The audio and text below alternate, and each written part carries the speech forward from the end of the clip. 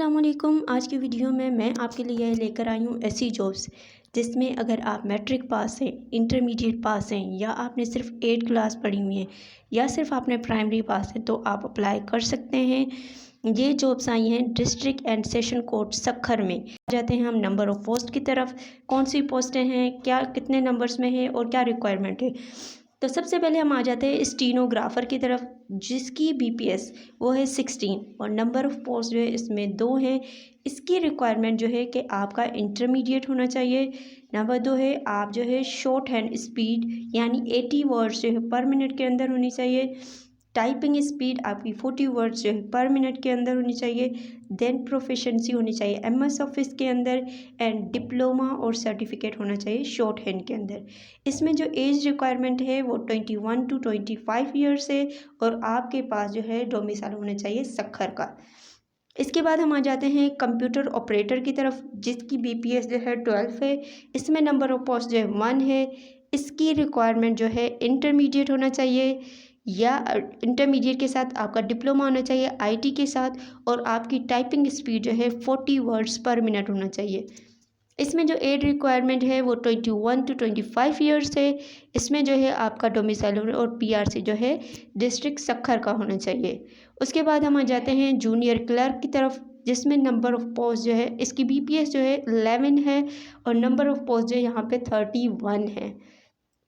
इसकी रिक्वायरमेंट जो है इंटरमीडिएट होना चाहिए और साथ ही आपकी प्रोफिशिएंसी होनी चाहिए एमएस ऑफिस के अंदर, और आपकी टाइपिंग स्पीड जो है 40 वर्ड्स पर मिनट होनी चाहिए। इसमें जो एज रिक्वायरमेंट है वो 21 ईयर्स टू 25 ईयर के अगर हैं तो आप अप्लाई कर सकते हैं। डिस्ट्रिक्ट सक्खर का आपका डोमिसाइल होना लाजमी है। उसके बाद हम आ जाते हैं ड्राइवर की तरफ। तो ड्राइवर जो है बीपीएस 7 है। इसमें नंबर ऑफ़ पोस्ट जो हैं 2 हैं और इसकी रिक्वायरमेंट जो है आपके पास मिडिल पास होना चाहिए।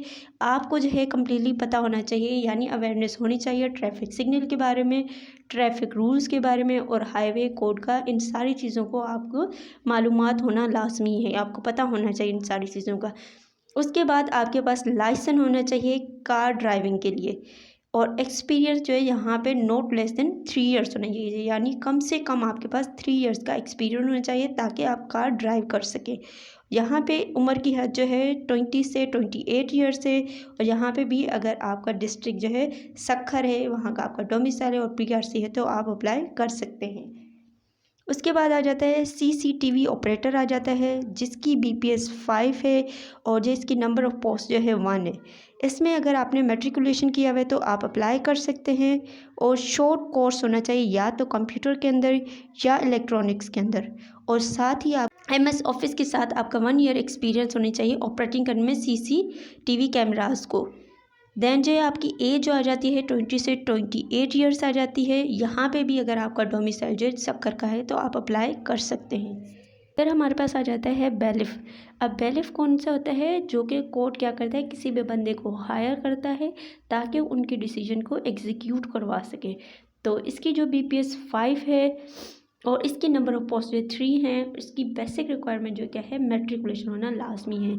उसके बाद नायब कासिद आ जाता है, जिसकी बीपीएस 3 है। फारिश आ जाता है, उसकी बीपीएस भी 3 है। चौकीदार है, उसकी बीपीएस भी 3 है, लेकिन इसमें नंबर ऑफ़ पोस्ट जो है डिफरेंट है। तो अगर हम नायब कासिद की देखें तो नंबर ऑफ़ पोस्ट जो 4 हैं और जो इसमें प्राइमरी होना चाहिए। उसके बाद फारिश आ जाता है, जिसकी नंबर ऑफ़ पोस्ट जो 3 है और इसमें भी प्राइमरी रिक्वायरमेंट है। उसके बाद चौकीदार आ जाता है, जिसकी बीपीएस 3 है और इसमें नंबर ऑफ़ पोस्ट जो 7 है और इसकी रिक्वायरमेंट जो है प्राइमरी है। उसके बाद चौकीदार आ जाता है, जिसकी बीपीएस 3 है और इसकी नंबर ऑफ़ पोस्ट 7 है और इसमें भी हमारे पास रिक्वायरमेंट क्या है, प्राइमरी है। उसके बाद आ जाता है स्वीपर, जिसकी बीपीएस 3 है और इसमें भी रिक्वायरमेंट क्या है, प्राइमरी होना चाहिए। उसके बाद बैलिफ आ जाता है, जिसकी बीपीएस 2 है और इसमें नंबर ऑफ़ पोस्ट 1 है और इसकी रिक्वायरमेंट जो क्या है, मैट्रिकुलेशन पास होना लाजमी है। उसके बाद नायब कासिद आ जाता है, जिसकी बीपीएस 2 है, इसकी नंबर ऑफ़ पोस्ट 1 है और इसकी रिक्वायरमेंट क्या है, प्राइमरी। उसके बाद हमारे पास आ जाता है चौकीदार, इसकी बीपीएस 2 है और इसमें जो क्या है, प्राइमरी पास होना चाहिए। अब उसके बाद आ जाता है माली, उसकी बीपीएस 2 है और इसमें जो है नंबर ऑफ़ पोस्ट 1 है और इसकी रिक्वायरमेंट क्या है, प्राइमरी पास होना चाहिए। अब जो मैंने चौकीदार, बैलिफ, ये सारी चीज़ें जो मैंने बताई हैं, इनकी जो एज रिक्वायरमेंट है वो 20 से 28 ईयर होना चाहिए, और डिस्ट्रिक्ट जो है हमारे पास कौन सा होना चाहिए, सक्खर होना चाहिए। अब आ जाते हैं हम इनके एप्लीकेशन प्रोसेस की तरफ। तो अब एप्लीकेशन प्रोसेस का क्या है कि जो नंबर ऑफ़ पोस्ट 1 से 3 की तरफ, यानी हमारे पास स्टीनोग्राफ़र, कंप्यूटर ऑपरेटर और जूनियर क्लर्क की, ये जो हैं क्या करेंगे, इनका टेस्ट कौन कंडक्ट करेगा, इनका टेस्ट कंडक्ट करेगा सक्खर IBA टेस्टिंग सर्विस। अब ये अप्लाई कैसे करेंगे, ये अप्लाई करेंगे ऑनलाइन एप्लीकेशन फिल करेंगे, कहाँ पे, IBA सक्खर यानी STS के ऊपर अप्लाई करेंगे। लास्ट डेट क्या है, 30/11/2023 से। अब जब वो ऑनलाइन सबमिशन हो जाएगी, उसके बाद आपने क्या करना है, चालान डाउनलोड कर लेना है। चालान जो है 1000 का होगा और उसको उस चालान को आपने जो है सबमिट करवाना है किसी भी ABL या MCB बैंक के अंदर।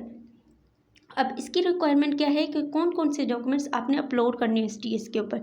तो इसमें जो है आपने CNIC, डोमिसाइल, PRC और जो है वन फ्रेश जो है, एक ही नई जो है पासपोर्ट, और अगर कोई गवर्नमेंट एम्प्लॉय कर रहा है तो उसके लिए क्या है, NOC है, और एकेडमिक डॉक्यूमेंट्स और एक्सपीरियंस, ये सारी चीज़ें आपने ऑनलाइन अपलोड कर देनी है। अगर कोई डिसेबल पर्सन अप्लाई कर रहा है तो वो क्या करेगा, अपना सर्टिफिकेट अपलोड कर देगा। और NIC के अंदर आपके पास व्हील चेयर होना लाजमी है, यानी कि इस तरह का NIC हो जिसमें आप व्हील चेयर के ऊपर बैठे हुए हो और वो आपके NIC के अंदर शो हो रहा हो। उसके बाद जो है BPS 4 से 14 के कैंडिडेट जो है क्या करेंगे, अपनी एप्लीकेशन जो है सेंड करेंगे और उसके साथ अटेस्टेड डॉक्यूमेंट्स होंगे। कौन कौन से डॉक्यूमेंट्स होंगे, उसमें एक्सपीरियंस हो सर्टिफिकेट होगा जिसमें एक्सपीरियंस रिक्वायर्ड है, NIC होगा, आपका डोमिसाइल होगा, आपका PRC होगा। अगर कोई गवर्नमेंट एम्प्लॉय है तो वो क्या करेगा, NOC के थ्रू अप्लाई करेगा। और 2 जो है पासपोर्ट साइज़ जो है आपकी पिक्चर्स होनी चाहिए। कहाँ पे जमा करवानी है, डिस्ट्रिक्ट एंड सेशन जज सक्खर कोर्ट में आपने जो है बाय हैंड जो है सबमिट करवानी है बिफोर 3/11/2023, यानी 30 नवंबर 2023 से टिल 3 PM, यानी दोपहर के 3 बजे तक आप सबमिट करवा सकते हैं स्टेट को। और इसमें डिसेबिलिटी कोटा भी है, आप अप्लाई कर सकते हैं, फीमेल भी अप्लाई कर सकते हैं, यानी सब ही अप्लाई कर सकते हैं। और अगर कोई बंदा एक से ज़्यादा पोस्ट के अंदर अप्लाई करना चाह रहा है तो वो क्या करेगा, सेपरेट पोस्ट के अंदर अप्लाई करेगा। अब कोई बंदा गवर्नमेंट सर्वेंट है या फेडरल में है चाहे सिंध गवर्नमेंट में है और आपकी जो है सर्विस को 3 साल से ज़्यादा टाइम हो गया या 3 साल तक हो गया है, तो आपकी एज जो है 30 ईयर्स तक अगर है तो आप अप्लाई कर सकते हैं।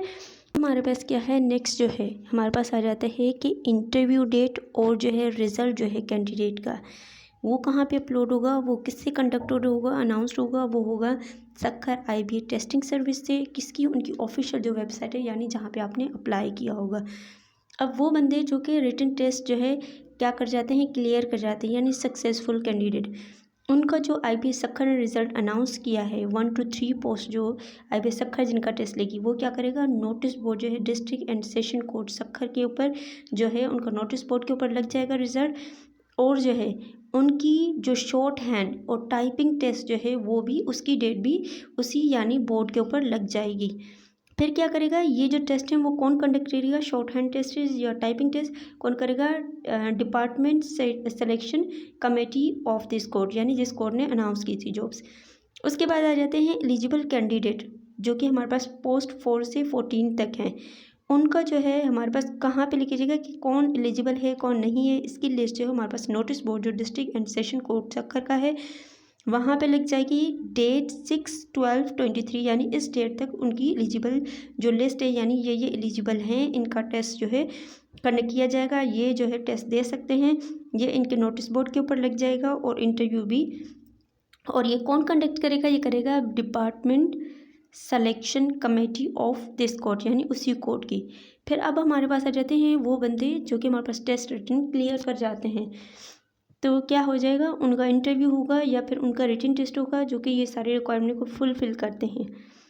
नेक्स्ट आ जाता है कि सारे कैंडिडेट को अपना जो है कॉन्टैक्ट नंबर देना है और कंप्लीट एड्रेस देना है, ताकि अगर कोई आगे फर्दर कम्युनिकेशन वगैरह कुछ हो तो वो इजीली हो जाए। उसके बाद कोई भी बंदा अगर एक्सटर्नल सोर्स लगवाता है सिलेक्शन प्रोसेस के लिए तो वो डिसक्वालीफाई कर जाएगा। इसके बाद कह रहे हैं कि कैंडिडेट जो है इंटरव्यू के टाइम पर अपने सारे ओरिजिनल डॉक्यूमेंट्स जो है अपने साथ लेकर आएंगे। नंबर ऑफ़ वैकेंसीज़ इंक्रीज़ भी हो सकती हैं और डिक्रीज़ भी हो सकती हैं अकॉर्डिंग टू जो है अगर वो डिसीजन लेते हैं तो। उसके बाद कह रहे हैं कि अगर कोई इनकम्प्लीट जो है हमारे पास एप्लीकेशन देता है तो क्या होगा, या फिर हमारे पास क्या है, ड्यू डेट के ऊपर जो है एप्लीकेशन सबमिट नहीं करवाता, तो उन सब की जो है एप्लीकेशन कैंसिल हो जाएगी। अगर आपको मेरी वीडियो पसंद आई तो लाइक करें, शेयर करें और सब्सक्राइब करें। और अगर किसी को कुछ समझ ना आए तो वो मुझसे कमेंट बॉक्स में पूछ सकता है।